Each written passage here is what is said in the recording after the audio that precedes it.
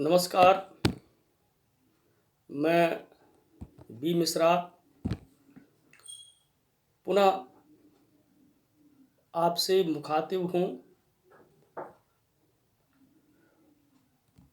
पीछे के वीडियो में हम लोग भारत में यूरोपीय कंपनियों के आगमन से संबंधित जो सेगमेंट्स हैं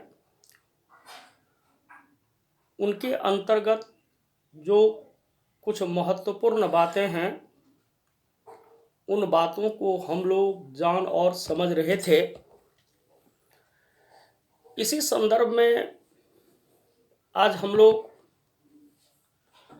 भारत में डचों के आगमन से संबंधित जो कुछ महत्वपूर्ण बातें हैं उन बातों के ऊपर हम लोग विचार करेंगे और तत्संबंधी जो महत्वपूर्ण बातें हैं उन बातों को जानने और समझने का भी हम लोग प्रयास करेंगे। सबसे पहले यहाँ आप लोगों को मैं कुछ बात बताना चाहूँगा कि सबसे पहले तो आप अपने दिमाग में इस बात को ले लीजिए कि ये जो वीडियो बनाए जा रहे हैं या आपके समक्ष जो मेरे द्वारा विभिन्न तथ्यों के संप्रेषण किए जा रहे हैं, वस्तुतः उनके उद्देश्य क्या हैं, उनके निहितार्थ क्या हैं, इन्हें भी आपको जानना और समझना चाहिए। क्योंकि यदि आप मेरे इस वीडियो को देख रहे होते हैं तो परहैप्स आपको वे सभी बातें नहीं मिल पाती हैं या उन बातों को आप आसानी से इससे नहीं ढूंढ पा रहे होते हैं जिसे कि आप प्रत्यक्षतः प्राप्त करना चाहते हैं। वस्तुतः मेरे इस वीडियो बनाने का उद्देश्य सिर्फ यही नहीं है कि मैं आपको विभिन्न सेगमेंट्स के भीतर जो वस्तुनिष्ठ प्रश्न हैं उन वस्तुनिष्ठ प्रश्न को सपाट रूप से बता दूं, फ्लैट रूप में उसे डालकर मैं उसे आपके समक्ष रख दूं। वस्तुतः जब तक आपके भीतर किसी तथ्य से संदर्भित कॉन्सेप्ट नहीं होंगे तब तक आपके भीतर आपके जेहन में कन्फ्यूजन बने रहेंगे और फिर आप सही प्रश्नों के उत्तर नहीं कर पाएंगे। जैसा कि मैं पिछले वीडियो में भी बता रहा था कि ऐसी संभावना बन रही हैं कि 66वीं प्रारंभिक परीक्षा के स्वरूपों में परिवर्तन हो सकते हैं और अभी जो खास करके प्रारंभिक परीक्षा के लिए जो जीएस से संबंधित जो प्रश्न पूछे जाते रहे हैं उन प्रश्नों की प्रकृति जो है उन प्रकृतियों में भी परिवर्तन होने की पूर्ण संभावना है। तो अगर आप विश्लेषणात्मक अध्ययन नहीं करेंगे, अगर आप अपने अध्ययन को विस्तार नहीं देंगे तो फिर मैं ऐसा मानता हूं कि आप मिस करेंगे। आपसे प्रश्न शायद मिस होंगे और अपेक्षित जो आपको परिणाम है वो परिणाम संभवतः आपको प्राप्त नहीं हो सकेंगे व उन परिणामों से आप दूर हो जाएंगे। मैं बार बार कहता हूं कि सफल और असफल के बीच कोई बहुत बड़ा फर्क नहीं होता है। उनके बीच कोई ऐसे गैप नहीं होते हैं कि जिन गैप के आधार पर आप कह सकते हैं कि वो compete कर गया, या उसको प्रारंभिक परीक्षा में हो गई, उनको मुख्य परीक्षा में हो गए, हमें मुख्य परीक्षा में नहीं हुए, या हमें प्रारंभिक परीक्षा में नहीं हुए। तो बात सबसे पहले आप ये जानिए कि अगर आप डिजर्व करते हैं, अगर आप गहराई से पढ़ते हैं, या आपके भीतर या आपको पढ़ने की एक रणनीति है, तो निश्चित रूप से इस चीज़ को आप मानिए कि भले अगर आप असफल भी हो जाते हैं, और जो लोग सफल होते हैं तो उनमें और आप में बहुत ज़्यादा का अंतर नहीं है समझने और जानने के स्तर पर। तो चलिए, समय समय पर फिर हम लोग कुछ ना कुछ बात करते रहेंगे, लेकिन हम अभी अपनी बात की शुरुआत जो है वो करने जा रहे हैं। और आज मैं आपको बताने जा रहा हूं कि भारत में डचों का आगमन। देखिए कि पुर्तगीजों के जाने के बाद भारत में डचों का आगमन हुआ। हॉलैंड के निवासी को, जिस हॉलैंड को आज आप नीदरलैंड कहते हैं, तो नीदरलैंड के निवासी को डच कहे जाते हैं। ये डच लोग जो थे, आपको मानना चाहिए कि जब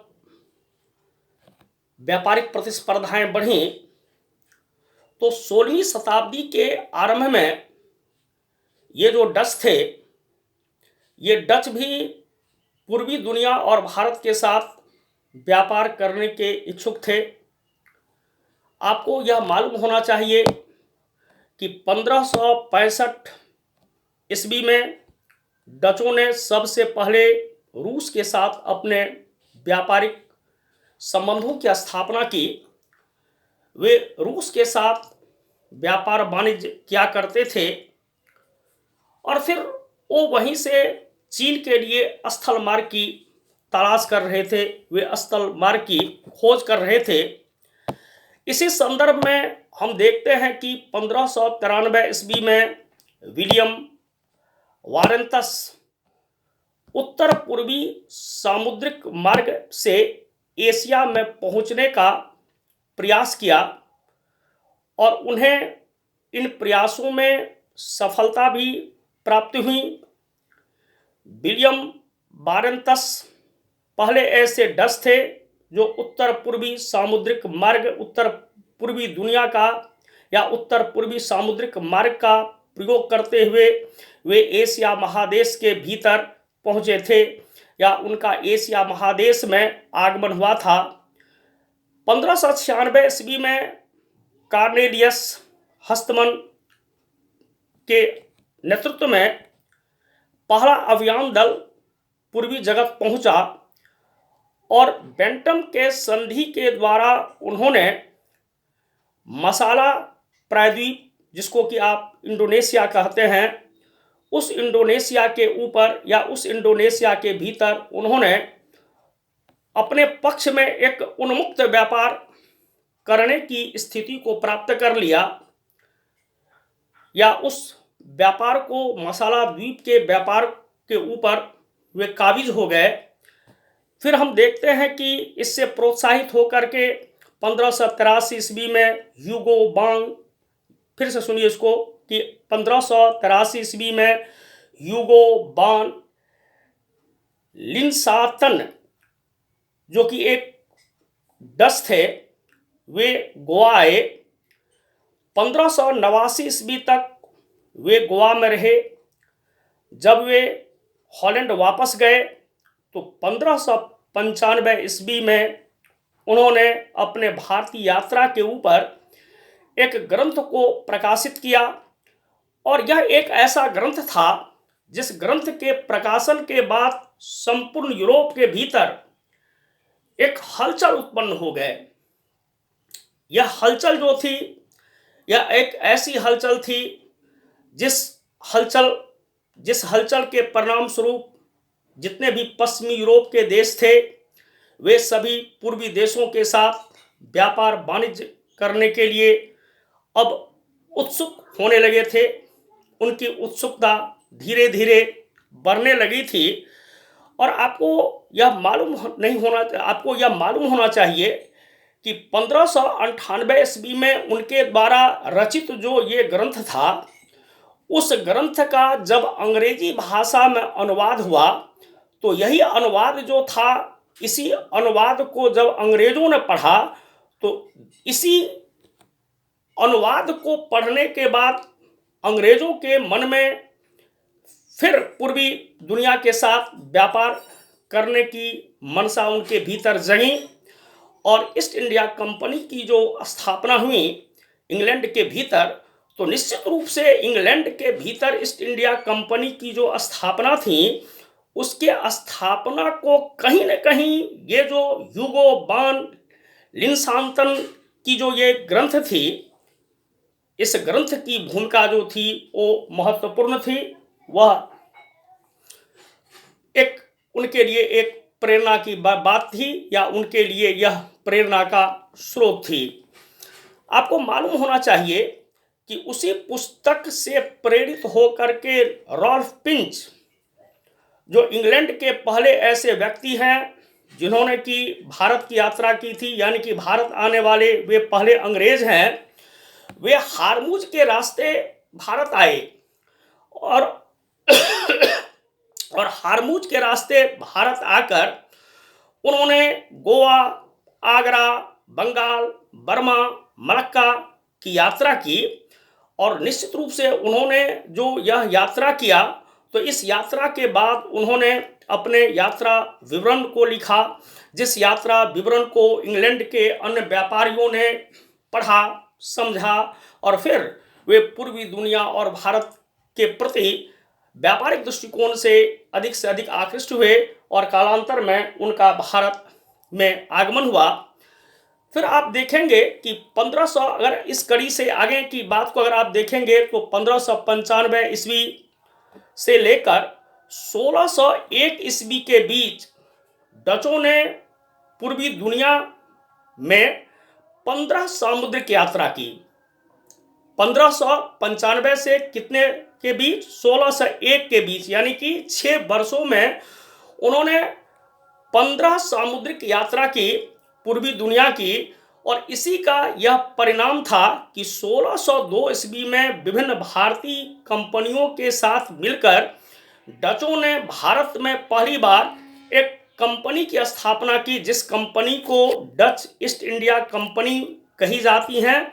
और इस कंपनी का जो एक मौलिक जो नाम है, वो है आपको बेरीगेंदे ओस्ट इंडीसे कंपनी, जिसको कि आप एब्रिविएशन फॉर्म में आप VOC बोलते हैं, VOC। और यह जो कंपनी थी, इसको 21 वर्षों के लिए पुर्तगाल के शासक से भारत और पूर्वी जगत के बीच व्यापार करने, युद्ध करने और संधि करने के उन्हें अधिकार दिए गए। और निश्चित रूप से हम देखते हैं कि आरंभिक स्तर पर डचों ने काली मिर्च और मसाले के व्यापार के ऊपर बल दिया, और भारत और तटीय अफ्रीका के साथ उन्होंने अपने व्यापारिक संबंधों की स्थापना की। और निश्चित रूप से हम देखते हैं कि धीरे धीरे उनकी नौसैनिक शक्ति जो थी वह इतनी बढ़ गई थी, जिस नौसेना के विस्तार के कारण या नौसैनिक शक्ति को एकीकृत करने के कारण ही उन्होंने भारतीय प्रवेश से उन्होंने पुर्तगालियों को भी बाहर खदेड़ा था, पुर्तगालियों को भी पुर्तगाल जाने के लिए मजबूर किया था। तो निश्चित रूप से हम देखते हैं कि डचों के पास एक समृद्ध नौसेना थी, और उन्होंने अपने नौसैनिकों के बल पर भारतीय सामुद्रिक प्रदेशों में सीमा शुल्क की वसूली करने लगा। वो चुंगी की भी वसूली करने लगा, और चुंगी की वसूली करके वो क्या हुए कि उसके माध्यम से भी, व्यापार से भी वो पैसा कमाते थे। और इधर समुद्र के ऊपर जो उन्होंने अपने अधिकार को प्रतिस्थापित किया, तो इसके बाद उन्होंने सीमा शुल्क और चुंगी करों से भी अपने लिए धन को प्राप्त किया, और धन को प्राप्त करने के लिए अपनी आर्थिक समृद्धि का उन्होंने विस्तार दिया। आपको मालूम होना चाहिए आपको यह भी मालूम होना चाहिए कि डचों की जो शक्ति थी या डचों के जो सामर्थ्य थे, कहीं न कहीं डचों की शक्ति और सामर्थ्य के पीछे वहाँ की जो हॉलैंड की जो सरकार थी, हॉलैंड के सरकार की भी अपनी अलग से भूमिका थी। आपको मालूम होना चाहिए कि पुर्तगालियों को भी अपने सरकार से इतनी सहायता प्राप्त नहीं हो सकी जितनी सहायता की डचों को अपने सरकार से प्राप्त हुई। डच व्यापारी जो थे उनके पीछे उनकी सरकार जो थी वो सदैव उनको विभिन्न तरह से मदद करने के लिए तैयार रहती थी, जिसके परिणाम स्वरूप आप देखेंगे कि डचों ने भारत के बाजारों में या भारतीय प्रदेशों में कई दृष्टिकोणों से रोचक सफलता को प्राप्त किया। उन्होंने कई प्रकार के आर्थिक लाभों को प्राप्त किया और आर्थिक लाभों को प्राप्त करने के साथ ही साथ उन्होंने अपने आर्थिक समृद्धि को विस्तार देते हुए समकालीन जो उनके जो प्रतिद्वंदी थे उन प्रतिद्वंदियों के साथ भी उन्होंने अवसर के साथ या अवसर को प्राप्त कर दो दो हाथ किए और उन्होंने भारत के भीतर अपनी मजबूती को प्रतिस्थापित कर लिया। अब यहाँ एक बात हम लोग और देखें कि आखिर भारत के भीतर जो डचों का आगमन हुआ तो डचों ने कई व्यापारिक बस्तियों का निर्माण किया। डचों की जो व्यापारिक बस्तियां थीं, अब उन व्यापारिक बस्तियों के व्यापारिक जो उनकी बस्तियां थीं उन व्यापारिक बस्तियों के संदर्भ में भी हम लोग यहाँ कुछ जान लें। तो मोटे तौर पर आप देखिएगा कि प्रारंभिक स्तर पर जो डचों की जो व्यापारिक बस्तियां थीं उनमें आपको पुलिकट का नाम मैं यहाँ सबसे पहले लेना चाहूँगा, क्योंकि इसी पुलिकट में उन्होंने गोंड्रिया नामक किले की स्थापना की थी। फिर मसालों से गुजरात और कोरोमंडल में फिर वो गुजरात के भीतर भी एक व्यापारिक केंद्र की उन्होंने एक व्यापारिक बस्ती की स्थापना उन्होंने किया, जहाँ से वो क्या करते थे कि मसाले के व्यापार को मसाले को का वो निर्यात करते थे और फिर कोरोमंडल के तट पर वो वस्त्र का जो है वस्त्र की खरीदारी करते थे। और एक यहाँ एक मार्केबल बात है कि वो मसालों से वस्त्र का विनिमय करते थे, यानी कि मसाले और वस्त्र जो थी वो आपस में एक दूसरे के सापेक्ष क्या थी, विनिमयित होने वाली व्यापारिक वस्तु थी। और इस तरह की व्यवस्था करने वाले जो पहले जो यूरोपीय व्यापारी थे वो डच ही थे। फिर आप देखेंगे कि 1605 ईस्वी में उन्होंने मछलीपट्टनम में एक अस्थाई डच फैक्ट्री की स्थापना कर ली। फिर हम देखते हैं कि आपको उन्होंने दूसरी बस्ती जो थी, दूसरी जो व्यापारिक बस्ती थी वो आपको पेत्तपोली में स्थापित की, जिसको आप निजामपत्तनम के नाम से भी जानते हैं। फिर आप देखेंगे कि देवपत्तनम, जिसके ऊपर अंग्रेजों ने जब अधिकार कर लिया तो इसी स्थान पर उन्होंने सेंट फोर्ट डेविड की उन्होंने नामक किले की उन्होंने स्थापना कर लिया। 1610 ईस्वी में आप देखेंगे कि पुलिकट, जिसको कि चंद्रनगर के राजा से उन्होंने प्राप्त किया था, पुलिकट के ऊपर एक व्यापारिक बस्ती की उन्होंने स्थापना की। और यहाँ वे अपने और यहाँ एक चीज़ और यह ध्यान रखिएगा कि ये जो पुलिकट जो था, इसी पुलिकट से जिसको कि चंद्रनगर के राजा से उन्होंने प्राप्त किया था, यहीं से वे अपने स्वर्ण मुद्रा जिसको कि पेगोडा कहा जाता था, उस पेगोडा का वे ढलाई क्या करते थे। और इसके साथ ही साथ हम देखते हैं कि कोरोमंडल बंदरगाह से वे बेंटम और बटेविया के साथ व्यापार करते थे। और निश्चित रूप से हम देखते हैं कि कोरोमंडल तट का डचों के सापेक्ष इतना महत्व था कि कोरोमंडल के बंदरगाह को मलक्का का बायां हाथ कहा जाता था। अब आप समझ सकते हैं कि कोरोमंडल तट से डच लोग जो थे कितने बड़े स्तर पर वो व्यापार वाणिज्य क्या करते थे कि उसको मलक्का का बायां हाथ कहा जाता था। और वस्तुतः बटेविया के साथ वे मुख्यतः ये डच लोग जो थे मुख्यतः चावल, हीरे और दास का व्यापार करते थे। और जो मछलीपट्टनम जो थे, मछलीपट्टनम से वे नील के निर्यात करते थे।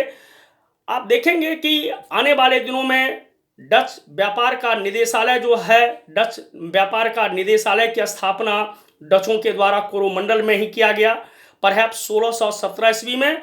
और 1617 ईस्वी में इस डच व्यापार का जो ये निदेशालय था, जो निदेशालय कोरोमंडल में था, इसको सरकार का दर्जा दिया गया, उसको सरकार का दर्जा प्रदान कर दिया गया भारत के भीतर।